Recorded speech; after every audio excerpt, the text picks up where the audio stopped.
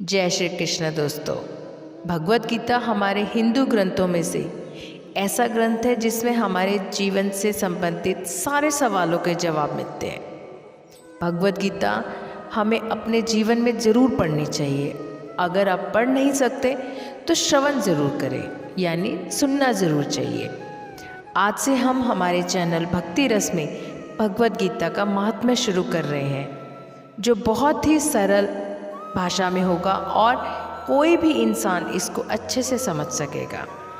शुरू करने से पहले हमारे चैनल को सब्सक्राइब ज़रूर कर लें ताकि आपको लेटेस्ट अपडेट मिलते रहें और सारे अध्याय का महात्म्य आपको मिलता रहे। तो शुरू करते हैं भगवत गीता का महात्म्य। हे भगवान श्री कृष्ण, आज से मैं भगवत गीता का महात्म्य शुरू करने जा रही हूँ। अगर मुझसे किसी प्रकार की कोई गलती हो जाए या कोई भूल हो जाए तो कृपया मुझे क्षमा करना। जय श्री कृष्ण। ओम श्री गणेशाय नमः। गुरुर्ब्रह्मा गुरुर्विष्णु गुरुर्देवो महेश्वरा, गुरुर् साक्षात् परब्रह्म, तस्मै श्री गुरुदेव नमः। श्रीमद् भगवद गीता महात्म्य। श्री पृथ्वी ने पूछा, हे भगवान, हे परमेश्वर, हे प्रभु, प्रारब्ध कर्म को भोगते हुए मनुष्य को एकनिष्ठ भक्ति कैसे प्राप्त होती है? श्री विष्णु भगवान बोले, प्रारब्ध को भोगता हुआ जो मनुष्य सदा श्री गीता के अभ्यास से आसक्त हो वही इस लोक से मुक्त एवं सुखी होता है तथा कर्म में लेपायमान नहीं होता। जिस प्रकार कमल के पत्ते को जल स्पर्श नहीं करता, उसी प्रकार जो मनुष्य श्री गीता का ध्यान करता है उसे महापाप आदि पाप कभी स्पर्श नहीं करते। जहाँ श्री गीता की पुस्तक होती है और जहाँ श्री गीता का पाठ होता है वहाँ प्रयाग आदि सर्व तीर्थ निवास करते हैं। जहाँ श्री गीता प्रवर्तमान है वहाँ सर्व देवों, ऋषियों, योगियों, नागों तथा गोपाल बाल श्री कृष्ण भी नारद, ध्रुव और सर्व पार्षदों सहित जल्द ही सहायक होते हैं। जहाँ श्री गीता का विचार, पठन, पाठन एवं श्रवण होता है वहाँ हे पृथ्वी मैं अवश्य निवास करता हूँ।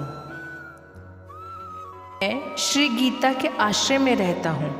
श्री गीता मेरा उत्तम घर है और श्री गीता के ज्ञान का आश्रय करके मैं तीनों लोकों का पालन करता हूँ। श्री गीता अति अवर्णनीय पदों वाली, अविनाशी, अर्धमात्रा तथा अक्षर स्वरूप, नित्य ब्रह्म रूपणी और परम श्रेष्ठ मेरी विद्या है, इसमें संदेह नहीं है। वह श्री गीता चिदानंद श्री कृष्ण ने अपने मुख से अर्जुन को कही हुई तथा तीनों वेद स्वरूप, परमानंद स्वरूप एवं तत्व स्वरूप पदार्थ के ज्ञान से युक्त है। जो मनुष्य स्थिर मन वाला होकर नित्य श्री गीता के 18वें अध्याय का जप पाठ करता है वो ज्ञान रूप सिद्धि को प्राप्त होता है और फिर परम पद को पाता है। संपूर्ण पाठ करने से असमर्थ हो तो आधा पाठ करे तो भी गाय के दान से होने वाले पुण्य को प्राप्त करता है और इसमें संदेह नहीं। तीसरे भाग को पाठ करे तो गंगा स्नान का फल प्राप्त होता है और छठवें भाग का पाठ करें तो सोमयाग का फल पाता है। जो मनुष्य भक्ति युक्त होकर नित्य एक अध्याय का भी पाठ करता है वो रुद्र लोक को प्राप्त होता है और वहाँ शिवाजी के गण बनकर चिरकाल निवास करता है। हे पृथ्वी, जो मनुष्य नित्य एक अध्याय, एक श्लोक अथवा श्लोक के एक चरण का पाठ करता है वो मनवंतर तक मनुष्यता को प्राप्त करता है। जो मनुष्य गीता के 10, 7, 5, 4, 3, 2, 1 या आधे श्लोक का पाठ करता है वो अवश्य 10,000 वर्ष तक चंद्रलोक को प्राप्त होता है। गीता के पाठ में लगे हुए मनुष्य की अगर मृत्यु होती है तो वो पशु आदि की अधम योनियों में ना जाकर पुनः मनुष्य जन्म पाता है और वहाँ गीता का पुनः अभ्यास करके उत्तम मुक्ति को पाता है। गीता ऐसे उच्चार के साथ जो मरता है वो सद्गति को पाता है। गीता का अर्थ सुनने में तत्पर बना हुआ मनुष्य महापापी हो तो भी वो वैकुंठ को प्राप्त होता है और विष्णु के साथ आनंद करता है। अनेक कर्म करके नित्य श्री गीता का अर्थ का जो विचार करता है उसे जीवन मुक्त जानो, मृत्यु के बाद यह परम पद को पाता है। गीता का आश्रय करके जनक आदि कई राजा पाप रहित होकर लोक में यशस्वी बने हैं और परम पद को प्राप्त हुए हैं। श्री गीता का पाठ करके जो महात्म्य का पाठ नहीं करता है उसका पाठ निष्फल होता है और ऐसे पाठ को श्रम रूप कहा है। इस महात्म्य सहित श्री गीता का जो अभ्यास करता है वो उसका फल पाता है और दुर्लभ गति को प्राप्त होता है। सूत जी बोले, गीता का ये सनातन महात्म्य मैंने कहा। गीता पाठ के अंत में जो इसका पाठ करता है वो उपर्युक्त फल प्राप्त करता है। गीता महात्म्य का अनुसंधान। शौनक ऋषि बोले, हे सूत जी, अति पूर्व काल में मुनिश्री व्यास जी ने कहा हुआ तथा श्रुतियों में वर्णित श्री गीता जी का महात्म्य मुझे भली प्रकार कहिए। सूत जी बोले, आपने जो पुरातन और उत्तम गीता महात्म्य पूछा वो अतिशय गुप्त है, अतः ये कहने के लिए कोई समर्थ नहीं है। गीता महात्म्य को श्री कृष्ण ही भली प्रकार जानते हैं, कुछ अर्जुन जानते हैं तथा व्यास, सुखदेव, याज्ञवल्क्य और जनक आदि थोड़ा बहुत जानते हैं। दूसरे लोग कर्णों पर कर्ण सुनकर लोक में वर्णन करते हैं। अतः श्री व्यास जी के मुख से मैंने जो कुछ सुना वो आज कहता हूँ। जो अपने आप श्री विष्णु भगवान के मुख कमल से निकली हुई है वो गीता अच्छी तरह कंठस्थ करना चाहिए। अन्य शास्त्रों के संग्रह से क्या लाभ? गीता धर्म में है, सर्व ज्ञान की प्रयोजक तथा सर्व शास्त्र में है, अतः गीता श्रेष्ठ है। जो मनुष्य घोर संसार सागर को तैरना चाहता है उसे गीता रूपी नौका पर चढ़कर सुखपूर्वक पार होना चाहिए। जो पुरुष इस पवित्र गीता शास्त्र को सावधान होकर पढ़ता है वो भय, शोक आदि से रहित होकर श्री विष्णु पद को प्राप्त होता है। जिसने सदैव अभ्यास योग से गीता का ज्ञान सुना नहीं है फिर भी जो मोक्ष की इच्छा करता है वो मूढ़ात्मा बालक की तरह हंसी का पात्र होता है। जो रात दिन गीता शास्त्र पढ़ते हैं अथवा इसका पाठ करते हैं या सुनते हैं उन्हें मनुष्य नहीं अपितु निस्संदेह देव ही जाने। हर रोज जल से किया हुआ स्नान मनुष्य को मैल दूर करता है, किंतु गीता रूपी जल में एक बार किया हुआ स्नान भी संसार रूपी मैल का नाश करता है। जो मनुष्य स्वयं गीता शास्त्र का पठन पाठन नहीं जानता, जिसने अन्य लोगों से ये नहीं सुना है कि स्वयं को उसका ज्ञान नहीं है, जिसको उस पर श्रद्धा नहीं है, भावना भी नहीं है, वो मनुष्य लोक में भटकते हुए शुक्र जैसा ही है। उससे अधिक नीच दूसरा कोई मनुष्य नहीं है, क्योंकि वो गीता को नहीं जानता है। जो गीता के अर्थ को पठन नहीं करता उसके ज्ञान को, आचार को, व्रत को, चेष्टा को, तप को और यश को धिक्कार है। उससे अधम और कोई मनुष्य नहीं है। जो ज्ञान गीता में नहीं गाया गया है वो वेद में और वेदांत में निंदित होने के कारण उसे निष्फल, धर्म रहित और आसुरी जाने। जो मनुष्य रात दिन सोते, चलते, बोलते, खड़े रहते हुए गीता का सतत ज्ञान करता है वो सनातन मोक्ष को प्राप्त होता है। योगियों के स्थान में, सिद्धों के स्थान में, श्रेष्ठ पुरुषों के आगे, संत सभा में, यज्ञ स्थान में और विष्णु भक्तों के आगे गीता का पाठ करने वाला मनुष्य परम गति को प्राप्त होता है। जो गीता का पाठ और श्रवण हर रोज करता है उसने दक्षिणा के साथ अश्वमेघ आदि यज्ञ किए, ऐसा माना जाता है। जिसने भक्ति भाव से एकाग्रचित्त से गीता का अध्ययन किया है, उसने सर्व वेदों, शास्त्रों और पुराणों का अभ्यास किया है, ऐसा माना जाता है। जो मनुष्य स्वयं गीता का अर्थ सुनता है, गाता है और परोपकार हेतु सुनाता है, वो परम पद को प्राप्त होता है।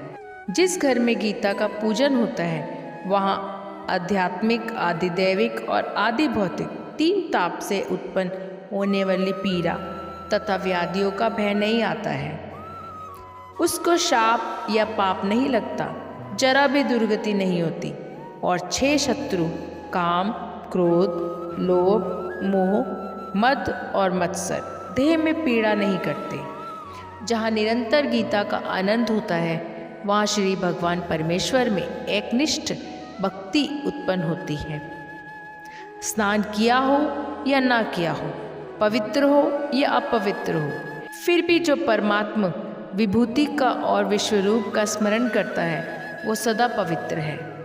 सब जगह भोजन करने वाला और सर्व प्रकार का दान देने वाला भी अगर गीता पाठ करता हो तो कभी लेपायमान नहीं होता। जिसका चित्त सदा गीता में रमन करता है, वो संपूर्ण अग्निहोत्री, सदा जप करने वाला, क्रियावान तथा पंडित है। वो दर्शन करने योग्य, धनवान, योगी, ज्ञानी, याज्ञिक, ध्यानी तथा सर्व वेद के अर्थ को जानने वाला है। जहाँ गीता का पुस्तक का नित्य पाठ होता रहता है, वहाँ पृथ्वी पर के प्रयाग आदि सर्व तीर्थ निवास करते हैं। उस घर में और देह रूपी देश में सब देव, ऋषियों, योगियों और सर्पों का सदा निवास होता है। गीता, गंगा, गायत्री, सीता, सत्य, सरस्वती, ब्रह्म विद्या, ब्रह्मबली, त्रिसंध्या, मुक्त गेहिनी, अर्धमात्रा, चिदानंदा, भवदनी, भयनाशिनी, वेदत्रिय, परा, अनंता, तत्वर्थ, ज्ञान मंजरी, तत्व स्वरूपी, अर्थ का ज्ञान का भंडार, इस प्रकार गीता के 18 नामों का स्थिर मन से जो मनुष्य नित्य जप करता है, वो शीघ्र ज्ञान सिद्धि और आखिर परम पद को प्राप्त होता है। मनुष्य जो जो कर्म करे, उसमें अगर गीता पाठ चालू रखता है, तो वो सब कर्म निर्दोषता से संपूर्ण करके उसका फल प्राप्त करता है। जो मनुष्य श्राद्ध में पितरों को लक्ष्य करके गीता का पाठ करता है, उसके पितृ संतुष्ट होते हैं और नरक से सद्गति पाते हैं। गीता पाठ से प्रसन्न बने हुए और श्राद्ध से तृप्त किए हुए पितृ पुत्र को आशीर्वाद देने के लिए तत्पर होकर पितृलोक में जाते हैं। जो मनुष्य गीता को लिखकर गले में, हाथ में या मस्तक पर धारण करता है, उसके सर्व विघ्न रूप दारुण उपद्रवों का नाश होता है। भरतखंड में 4 वर्णों में मनुष्य ध्येय प्राप्त करके भी जो मनुष्य अमृत स्वरूप गीता नहीं पढ़ता है या नहीं सुनता, वो हाथ में आया हुआ अमृत छोड़कर कष्ट से विष खाता है। किंतु जो मनुष्य गीता सुनता है, पढ़ता है, तो वो इस लोक में गीता रूपी अमृत का पान करके मोक्ष प्राप्त कर सुखी होता है। संसार के दुखों से पीड़ित जिन मनुष्य ने गीता का ज्ञान सुना है, उन्होंने अमृत प्राप्त किया है और वो श्री हरि के धाम को प्राप्त हो चुके हैं। इस लोक में जनकादि की तरह कई राजा गीता का आश्रय लेकर पाप रहित होकर परम पद को प्राप्त हुए हैं। गीता में उच्च और नीच, मनुष्य विषयक भेद ही नहीं है, क्योंकि गीता ब्रह्म स्वरूप है, अतः उसका ज्ञान सबके लिए समान है। गीता का अर्थ को परम आदर से सुनकर जो आनंदवान नहीं होता, वो मनुष्य प्रमाद के कारण इस लोक में फल नहीं प्राप्त करता है, किंतु व्यर्थ श्रम ही प्राप्त करता है। गीता का पाठ करके जो महात्म्य का पाठ नहीं करता है, उसके पाठ का फल व्यर्थ होता है और पाठ केवल श्रम रूप ही रह जाता है। इस महात्म्य के साथ जो गीता पाठ करता है तथा जो श्रद्धा से सुनता है, वो दुर्लभ गति को प्राप्त होता है। गीता का ये सनातन महात्म्य मैंने कहा है। गीता पाठ के अंत में जो इस पाठ को करता है वो उपर्युक्त फल को प्राप्त होता है। इति श्री वाराह पुराणोद्वतम श्रीमद्भगवद्गीता महात्म्य अनुसंधानम समाप्तम।